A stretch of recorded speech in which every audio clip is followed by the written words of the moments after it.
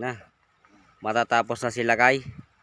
Kakatanggal lang dumi ng kanyang pangke.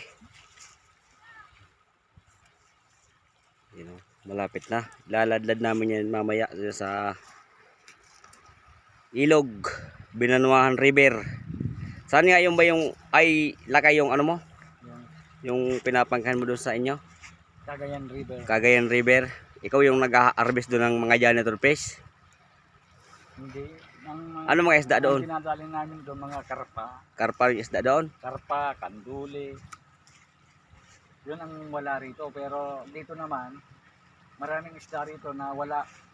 Wala doon. Kasi Anong pagkaiba dito tapos doon?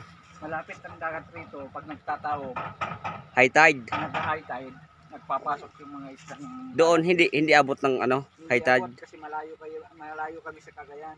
River. Malayo ka sa Cagayan River. Ay, Ay sa dagat. dagat.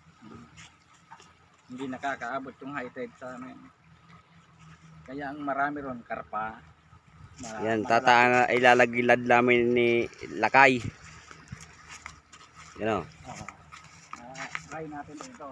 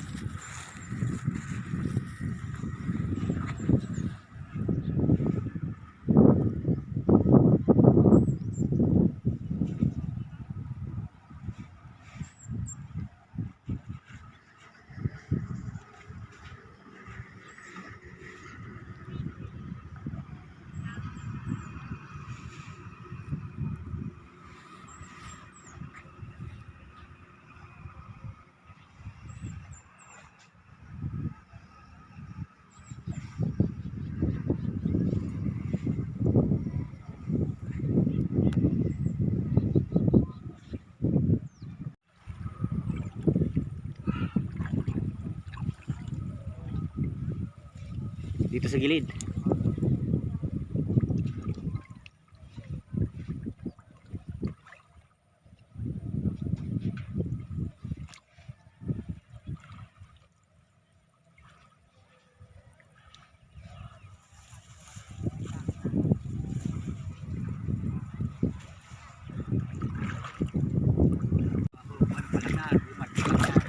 Timing si Paring Lakay. Malalim Paring Lakay. Patayin mo na Paring Lakay. Sino meron ng mga huli? Umat pa lang yan. Di pa naman totally Sinulte tayo Paring Lakay ngayon Paring Lakay ah. Sabi ko sa'yo eh, hanggat may buhay may pag-asa eh. Hanggat may ginagawa, may magagawa.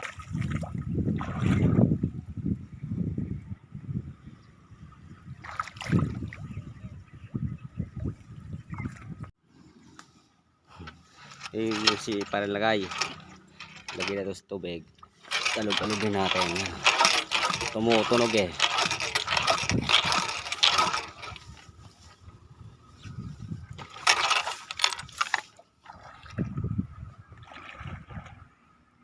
Ano Paring Lakay, malalim? Meron pa.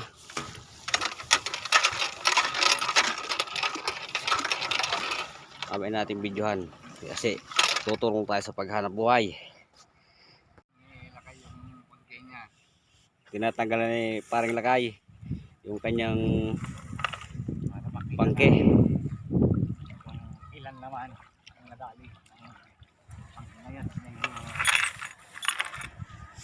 Binibigyan ng biyaya. Biyaya. Biyaya ng ilog.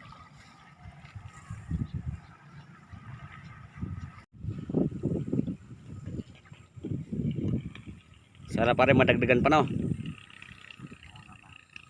Sabi nila, kapag nawawalan ng pag-asa habang tayo naglalagdag.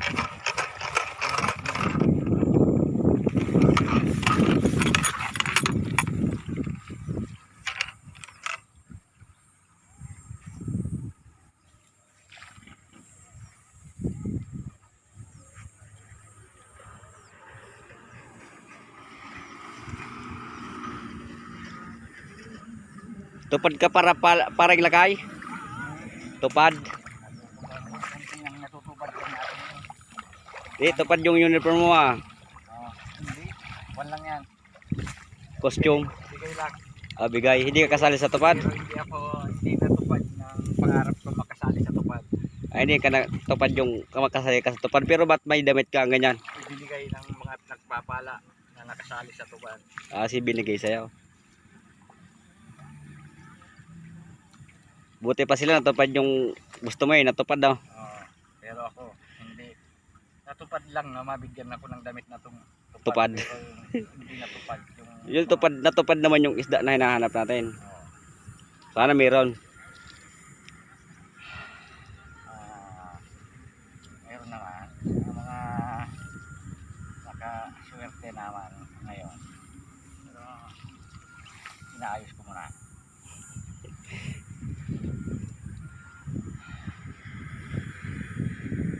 Isang ladlad na lang tayo. Isang ladlad na lang. Nakatali na tayo ng bakal. Pag nagkadali ay bakal ko.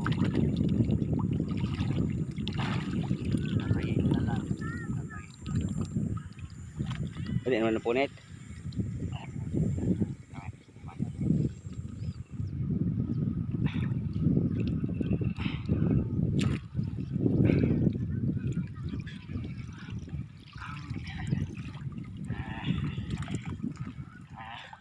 Jackpot pare.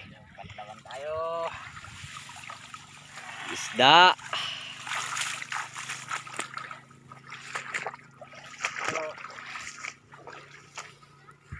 Tanggalin na yan pare. Blessing. Ngayon natutupad ang ating pangarap. Thank you Lord sa blessing. Kaulam rin kami. Yan. Grabe. Nakikita niya yan. Meron pa.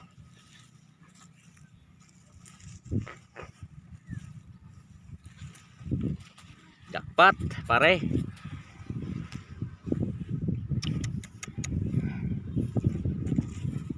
Ano? Unti-unti nang natutupad.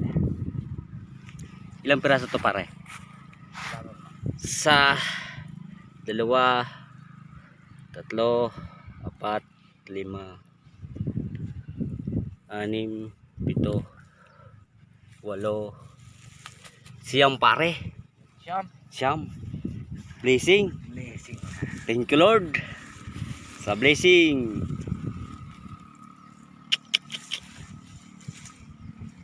Yan o. Okay. Ang ladlad natin, ganito ba mga pare? Pagka-timing. Ka-timing tayo pare. Sabi ko, hindi lahat malungkot. Minsan, binibigyan din tayo ng konting ngiti. Tuhugin na yan. Totoo. Itong una natin nakuha nung unang ladlad. Tapos ito yung siyam. Na isang hulugan ng pangke. Siyam yung nadali. Talaga dito lang talaga tayo makakadali talaga.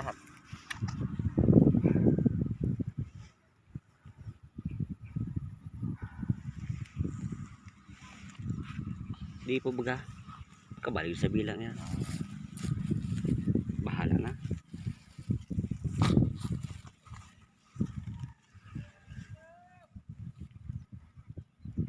Wala naman.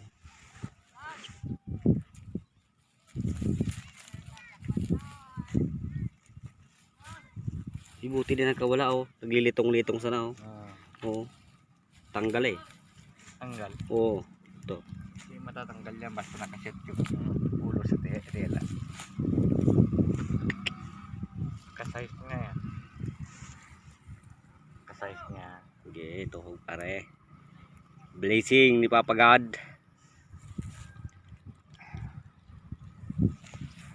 Wow. Saka, mukhang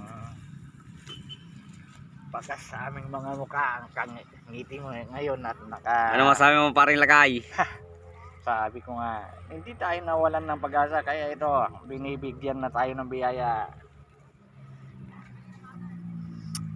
Mahirap pero minsan enjoy ang mangisda. Enjoy. Enjoy. Hindi ang mangisda. Nakakapagod na. Sige pare, diyan ka pare magdrama. Ang mangingisda, mahirap na enjoy. Pag marami kabutuan. Sabi nga nila, ang importante sa lahat, huwag kang mawalan ng pag-asa. Pag wala, ladlad mo ulit. Para sabi nga, parang sinusubukan lang tayo kung hanggang saan ang kaya ng ating magtitiis. Pagkadaga, kailangan maghirap ka naman bago ka makakuha ng ginhawa. Wag puro ginhawa na pare. Maghirap ka rin. Bago ka makakuha ng ginhawa na pare. Sabi nga nila, sa tao ang gawa, nasa pag-iog ay buha. Buha yung isda.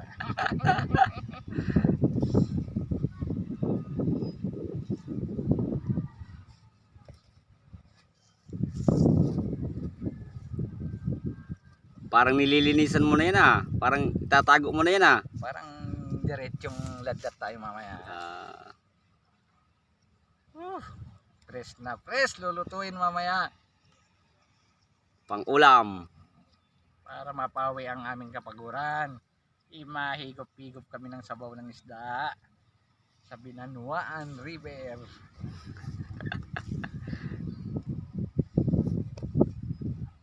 Yung gusto makatikim ng sariwang isda, mapunta lang sa akin at isasama ko sa pagingisda para makatikim siya kung matitikman niya ang lasa ng isda ng Binanuan River.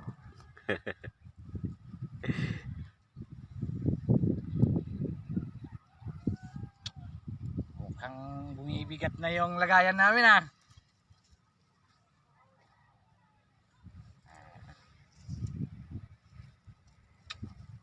Kita mo yan kung paano kumuha yung gawa kong pangke. Walang kawala. Pag pumasok sa tela, Hindi naman kila yan. dyan na siya. Tansi siguro yan pare. Tiwala ko sa gawa ng taga Isabela. Taga Isabela ka no. Ang gawa ng taga Isabela, pag pumasok sa tela ang isda, wala na siyang kawala. Ang bagsak niya mamaya, kasirola. Pipiliin mamaya ni pare ko yung malalaki na iihaw niya. Yan yun ang Nagpo-trip kami sa gilid ng ilog eh.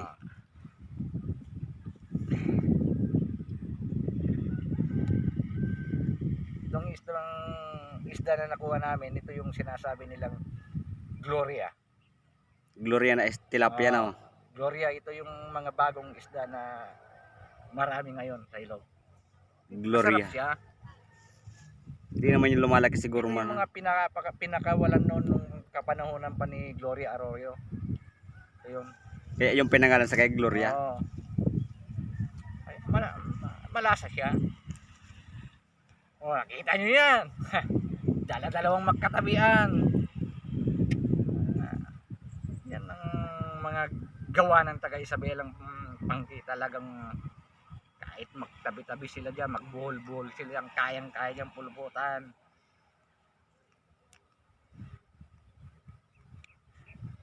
Ito, pasadyang pangki to, hindi yung binibili dyan. O,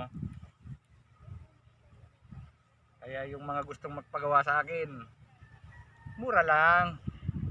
Sa inyong materyales, ako ang magawa. Pagagandahin ko ang gawa. 2.5 lang ang labor ko. Sa kanila yung Isang materials. linggo may pangki ka na. Pero pag sa akin lahat, materyales, labor, 5,000. Isang linggo may pangki ka na. Matibay pa na pangkinaw. Matibay.